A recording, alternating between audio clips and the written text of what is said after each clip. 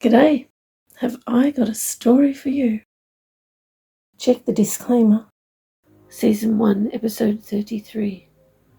Crying Inside. This is so hard. Being here with little sweetheart when she concentrates so much on wanting to help someone that she doesn't notice me. I will stay with you, little sweetheart. You are not alone. Oh, Elif. I wish you weren't in so much pain. The Mangler goes over to the chair that he placed near the door. What is he doing?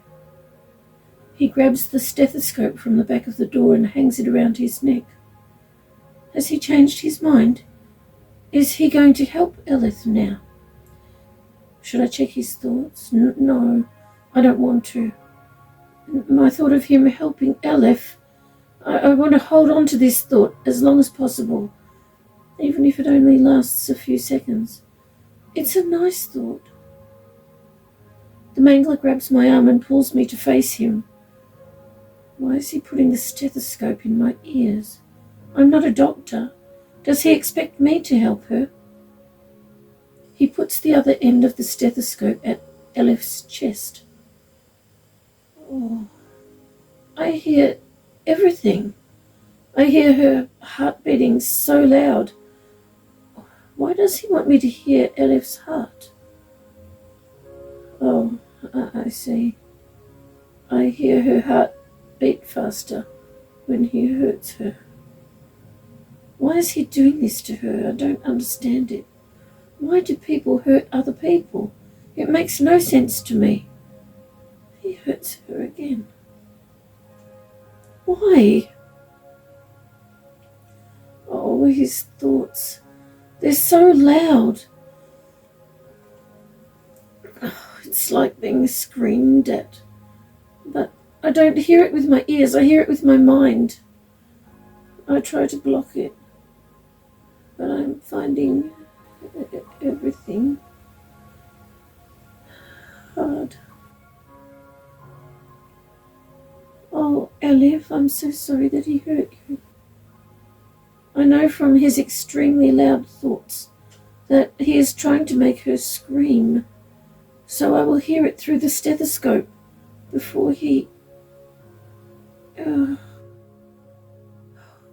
Why? What can I do? How can I help her? I can't help her. He is too strong. I have a strong mind. What can I do with my mind? Anything? Could I take that thing from him? I think I've moved cutlery with my thoughts before. I'm not sure. I have to try. Oh, what is he doing now? Oh, he grabs my arm. Oh, when he moves me, the stethoscope falls out of my ears. He lets go of my arm and it hurts. Both of Elif's arms must be sore like this. Why is he doing this to us? Does he want my arm to match hers? That's ridiculous. He is swearing loudly as he puts the stethoscope back at my ears.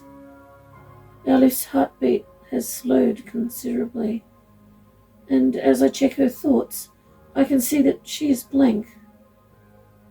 That's probably a good thing for the moment.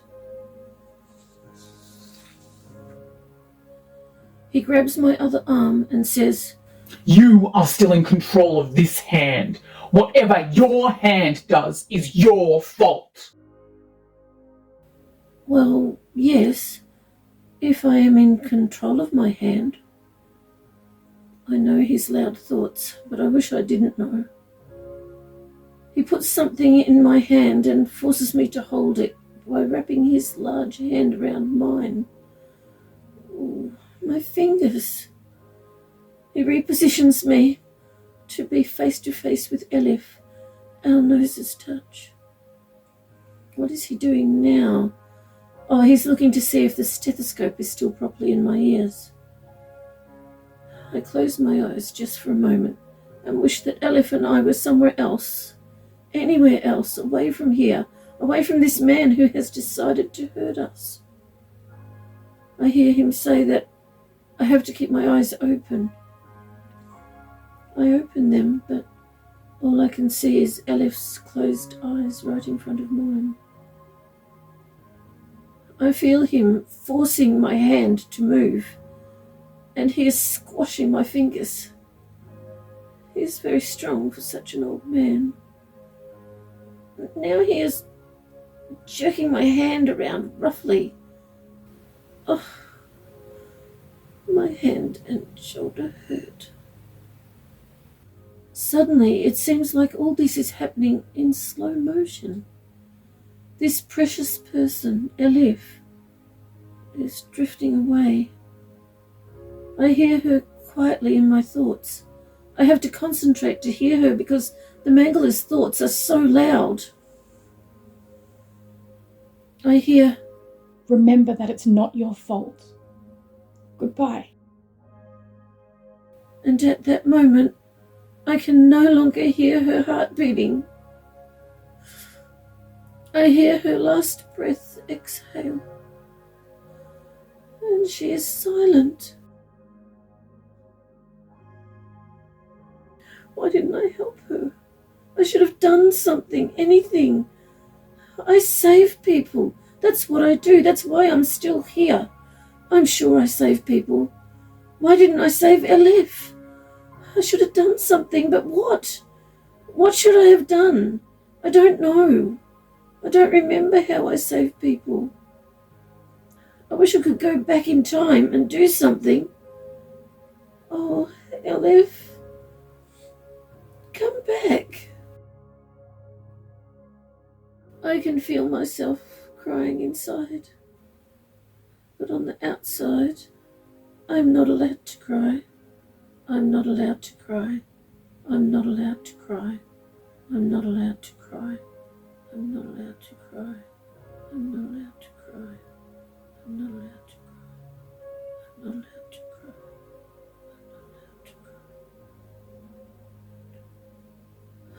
Goodbye, dear Elif. Did you have any friendships or any part of your life that wasn't dictated by others? Did you ever feel the warmth of the sun? Did you see the magnificent trees and hear their quiet voices? Did you smell the beautiful fragrance of the flowers? Did you see the sky, the clouds lightning, or hear the rumbling thunder, or experience the wondrous colours in a beautiful rainbow? Did you see the birds and animals? Did you ever have a puppy wriggle its little tail in happiness to greet you, or hear the beautiful songs of the magpies? Did you ever wake up and see the sun rise, or bask in the glow of the afternoon sun? Did you ever see a beautiful sunset? Did you see the surface at all? Were you ever actually treated like a person, a human being? Did you ever hear any affirming words? Did you ever have even one meaningful conversation in your short life? I know the answer to all these questions, and it is just sad.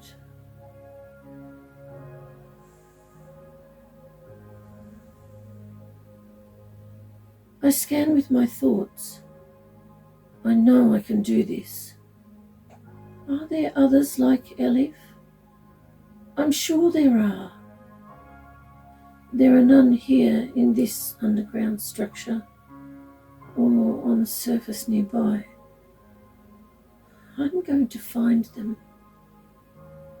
Where are they? I scan further and further. There are so many underground places.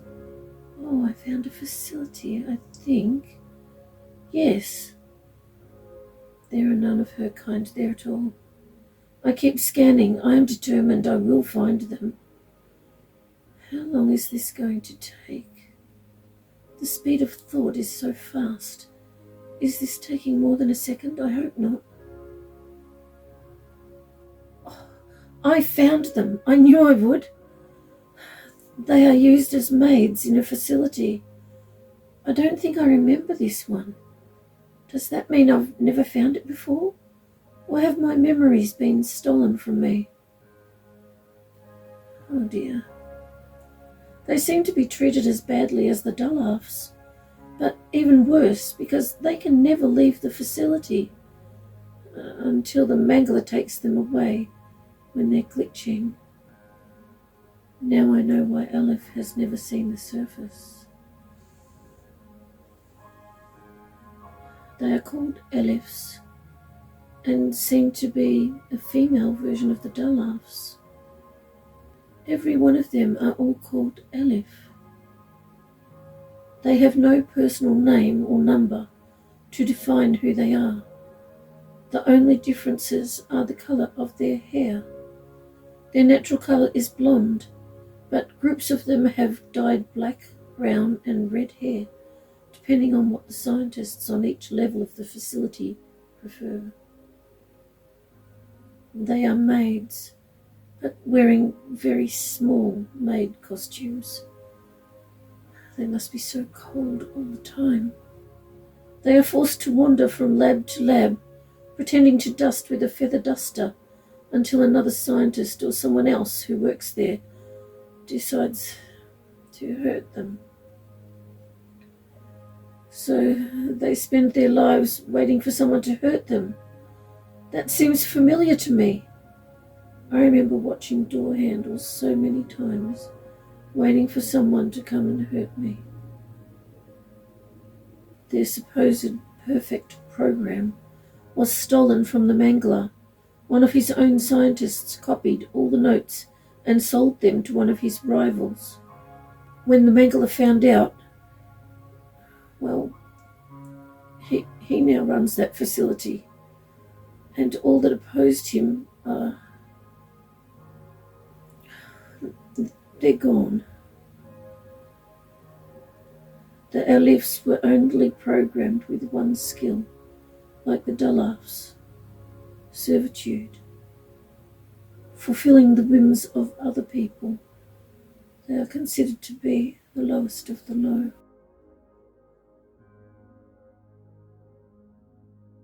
The source material for the Alephs was a young woman who was born in their underground facility.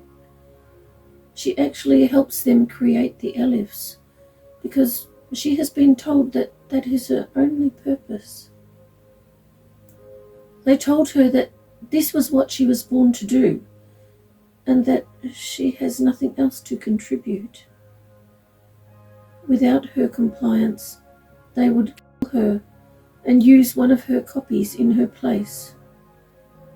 Oh dear, that's a lie. A copy cannot be used in place of the source. How do I know that? I wonder if I could rescue her.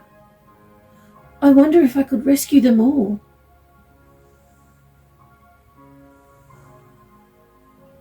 The Mangler seems to have no regard for Aleph's body and yells at me. That is what I am going to do. No, he's not. That's a lie. I know he wants me alive. Why is he lying? He screams and keeps screaming for a very long time. Does he realize that he did those things? Yes, he does. It's like he's screaming at himself because he did all of it. I wish he would stop screaming. Does he really think that the louder he screams will make me believe it? Volume has nothing to do with it. Whether he whispers or screams, the truth doesn't change. He is responsible. He did it. The Mangler grabs my hair to move my face exactly where he wants me to look. He is watching my reactions to this ridiculous behaviour. Well, at least he stopped screaming. At last. I just look at him silently. What has happened to him to make him decide to do these things? I think this is so sad. He does the same thing again, a total of 5 times. Does he really think that he will get a different reaction? Why? Quantity, like volume, doesn't change my response. Why? Why is he doing this? I don't understand. Don't people do things to make themselves happy? He's not happy or contented, cheerful, delighted or merry. He is sad and depressed, downhearted and continuously wallowing in misery. I don't understand. Why is he doing this? He throws the cutlery aside and I wriggle my fingers. What is he doing now? I wish I was somewhere else, anywhere else. Wishing never works, but I still keep doing it. I wish I was sitting on the back doorstep at night when no one opens the door, with the dog. I want to be there with the dog. I want to be there even if the dog is not there. What is he doing now? My head is dizzy. Oh, I think I might pass out.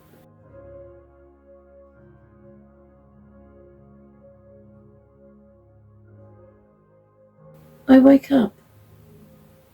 Oh, I hurt so much. Everywhere. I open my eyes to see a man looking down at me. He immediately yells that I am not allowed to faint. I will do to you what you did to her. Do you understand? He says. I will do to you what you did to her. Yes, I understand. I'm glad he is going to do something that I did. At least he won't hurt me. Oh, no. I think he's lying. He is hurting me. I don't move. It's always worse if I move. Always. Has someone done this before? Why is he still screaming? I feel like I'm experiencing deja vu.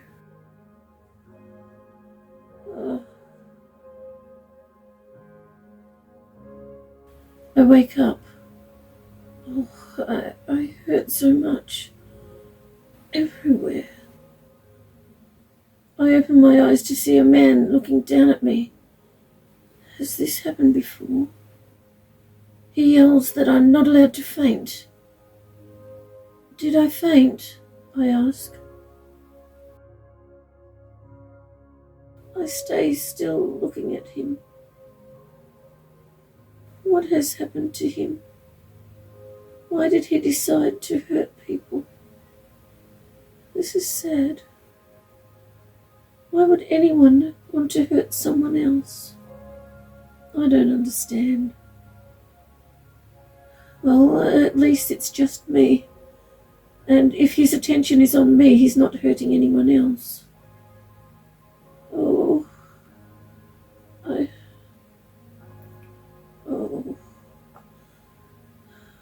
wish he would just stop.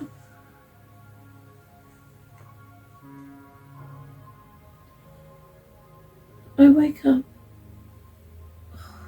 I hurt so much. Everywhere. A man looking down at me yells that I'm not allowed to faint.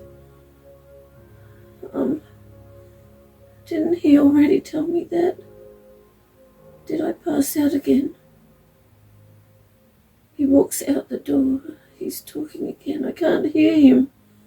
Is he talking to me, or is there someone outside the door? I sit up. Oh, I should have done that slower. Oh, is this a hospital room? I feel a bit dizzy. I put my hand on the wall near the bed to steady myself, but fall on the floor. My arm hurts. I lay down on the floor until I don't feel dizzy anymore. I sit up very slowly. What has happened? And what is the room like on the other side of this huge bed? I know I shouldn't look, or did someone tell me not to look? I'm not sure. I keep my eyes on the door and try to slide on the floor because I don't want to stand up. I decide to lay down again. I am looking under the bed, trying to see what is on the other side of the room, but the sheet from the bed is blocking most of the view. I hear the man come back in, and the bed slides away from me across the floor. He sits me up and looks at me, as though he's trying to see in my eyes.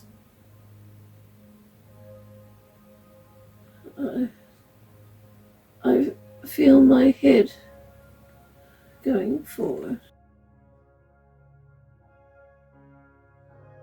Thank you so much for joining me for a cuppa. I appreciate your company.